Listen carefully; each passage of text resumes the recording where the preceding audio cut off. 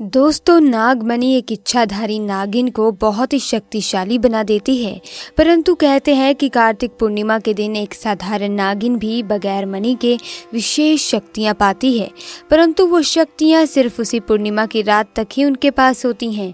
इन शक्तियों के सहारे नागिन कोई भी रूप धारण कर सकती है, कोई भी आकार ले सकती है, कोई भी भारी चीज उठा सकती है।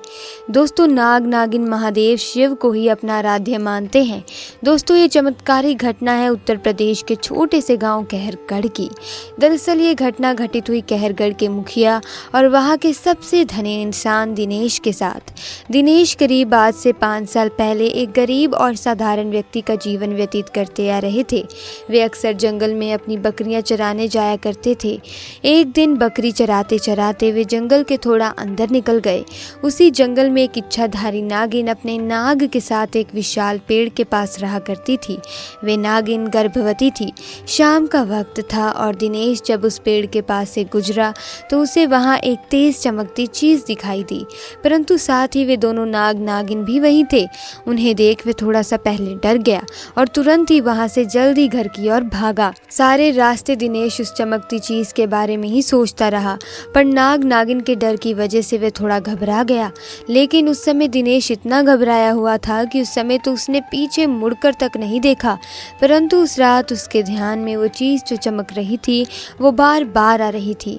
वो इतना तो समझ गया था कि वह हो ना हो बहुत ही मूल्यवान चीज़ थी और अगर वो मुझे मिल गई तो मैं भी धनवान हो जाऊंगा।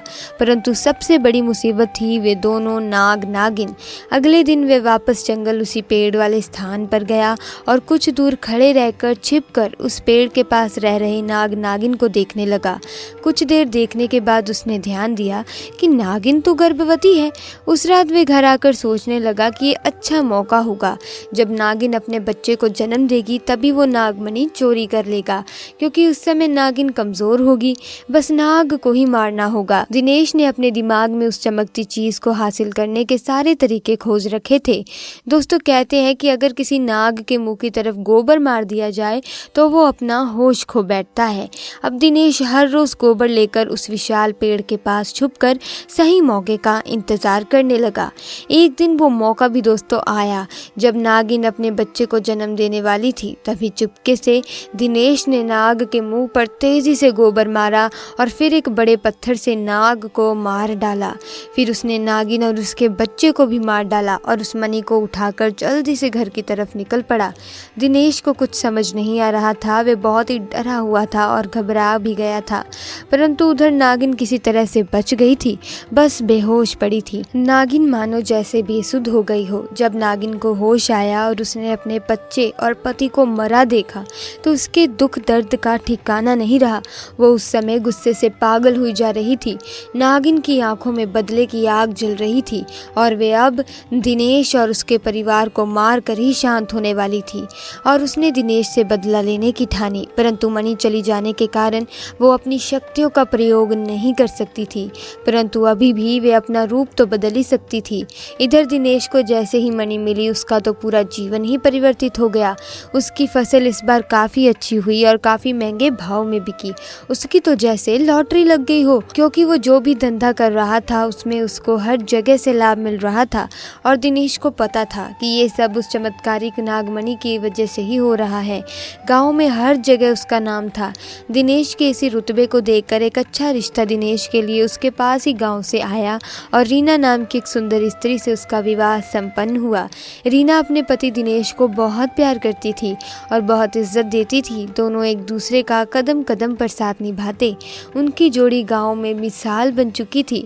उधर नागिन भी एक पुरुष का रूप धारण कर केशव नाम से दिनेश के यहाँ उसका मुंशी बन गया और दिनेश का विश्वास जीतने लगा। दिनेश भी केशव के व्यवहार और वफादारी को देख उसे अपना भाई समान ही मानने लगा। एक दिन रीना अपने पति दिनेश के पास आती है और बताती है कि तुम पिता बनने वाले हो, मैं गर्भवती हूँ। ये सुन दिनेश की खुशी का ठिकाना नहीं रहा। दिनेश तो खुशी से झूम उठा था, मानो कि दुनिया की सबसे बड़ी खुशी मिल गई हो। रीना भी मन ही मन बहुत खुश थी। उस दिन वे खुद अपने मुंशी केशव के पास गया और बोला कि देखो केशव, मेरा कोई भाई नहीं है, परंतु जब से तुम्हारा साथ मिला है तुम मेरे सगे भाई से भी कहीं अधिक बन चुके हो। आज मैं बहुत खुश हूँ, इसीलिए आज मैं अपनी पत्नी और तुम्हें एक खास जगह ले जाना चाहता हूँ, क्योंकि मेरा इस दुनिया में तुम लोगों के सिवा और कोई नहीं है। और वो अपनी पत्नी और केशव को कार में बिठाकर गाँव में एक कोने में ले जाकर कार एक छोटी सी कुटिया के सामने रोकता है और बताता है कि जब वह छोटा था तब इसी कुटिया में उसकी माँ की जान उसे जन्म देते ही चली गई थी। उसके पिता तो पहले ही गुजर चुके थे। तब एक बूढ़े बाबा ने उसकी माँ को वही दफना दिया था और दिनेश को उसी बूढ़े बाबा ने पाला था। दिनेश बताता है कि जब भी उसके साथ कोई बुरी घटना होती है या वो दुखी होता है, बस इसी कुटिया के पास चला आता है। यहाँ उसे एक अनोखा सुकून का एहसास होता है। दिनेश आगे बताता है कि आज तुम दोनों को मैं इसीलिए यहाँ लाया हूँ क्योंकि तुम दोनों अब मेरी ज़िंदगी का अहम हिस्सा बन चुके हो।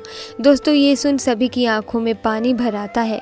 कुछ देर रुकने के बाद जब वे वापस पहाड़ी से होते हुए घर की ओर जाते हैं तो अचानक से उनकी गाड़ी पहाड़ी पर एक बड़े पत्थर से टकराती है और गाड़ी को जोर का झटका लगता है, जिसके कारण दिनेश तो कार में ही फंसा रहता है, पर उसकी पत्नी रीना पहाड़ से नीचे गिर एक पेड़ पर अटक जाती है और उस पेड़ के ठीक नीचे बहुत ही गहरी खाई थी।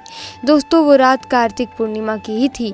केशव अपनी शक्तियां पुनः पाकर नागिन रूप धारण कर लेता है। दिनेश केशव को देखकर चौंक जाता है क्योंकि केशव अब नागिन में पुनः बदल गया था। वो नागिन दिनेश को बताती है कि कैसे ठीक इसी तरह वे भी इसी स्थिति में फंसी थी जब दिनेश ने उसका पूरा घर संसार लूट लिया था, उसके पति और बच्चे को मारकर, और आज मेरे पास बदला लेने का एक अच्छा मौका है। दिनेश घायल गाड़ी में फंसा हुआ था और रो रो कर नागिन को बोलता है कि भले मेरी जान ले ले, परंतु मेरी पत्नी गर्भवती है, उसे छोड़ दे। परंतु तभी उस नागिन को अपनी वही स्थिति याद आती है कि क्या होता है जब कोई अपना छिन जाता है। ये जिंदगी का सबसे बड़ा दुख होता है। नागिन ने दिनेश का उसकी पत्नी के प्रति सच्चा प्यार देख उसे माफ कर दिया और रीना को उस पेड़ से निकाल कर बचा लिया तथा दोनों को हॉस्पिटल छोड़ खुद वापस जंगल में उसी विशाल पेड़ के पास रहने लगी। जब दिनेश हॉस्पिटल से स्वस्थ होकर अपनी पत्नी के साथ घर वापस लौटा तो उसे अपनी गलती का एहसास हुआ और उसने जाना कि उसने कितनी बड़ी गलती करी है। उसने अपने परिवार से बिछड़ने का दर्द महसूस किया। तब उस नागिन को किस तरह लगा होगा जब उसने उसके सारे परिवार को ही मार डाला था। दोस्तों, दिनेश अपनी की गई हरकत पर बहुत ही शर्मिंदा हो रहा था।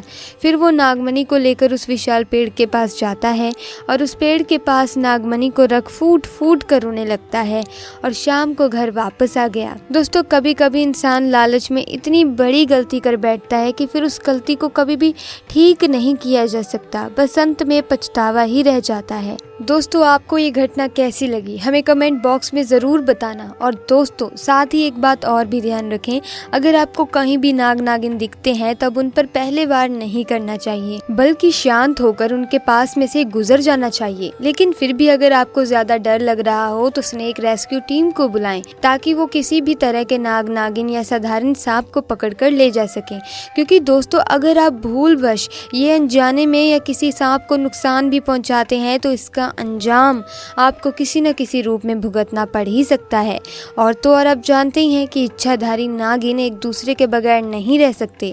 ऐसे हालात में जब कोई इंसान इनमें से किसी को मार देता है तो नागिन अपने नाक का बदला उस व्यक्ति को मारकर ज़रूर पूरा करती है।